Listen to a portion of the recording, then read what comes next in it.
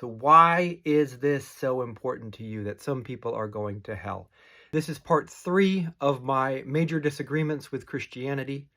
And a lot of people here in the comments, when I talk about salvation for non-believers, salvation for non-Christians, they are jumping in to say, nope, belief in Jesus is the only thing that saves you. No one who doesn't believe in Jesus will be saved.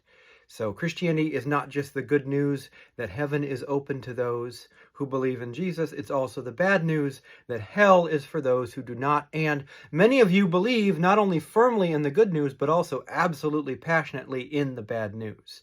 My own church, the Catholic Church, takes a little bit more agnostic approach to this. So the official Catholic position is that if you die in unrepented mortal sin, you do go to hell. But there's also this Catholic approach which says we don't really know who has been saved by the mercy and love of God. So we don't really know who's in hell is sort of an officially Catholic position.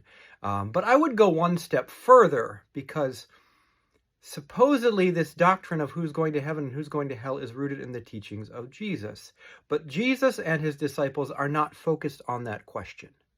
They are focused on the question the prophets were preaching about. They are focused on the question the wisdom literature like Proverbs is focused on, which is not how to go to heaven or avoid hell. It is how to live a good, healthy human life here today. How to maximize our life here and now in the world today. When Jesus is using stories about hell and damnation or judgment, it's always to illustrate that point. So think about the rich man whose fields had a big harvest. He builds bigger barns.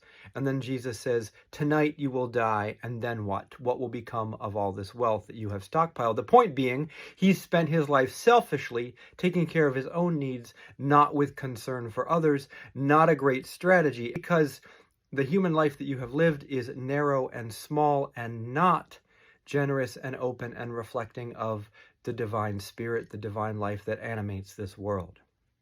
That is my understanding of it. That our key concern should not be, are we going to heaven or are we going to hell? Our key concern should be, am I living to my greatest potential as a person with generosity and mercy and forgiveness? Am I using what I've been given for everyone around me, not just for me?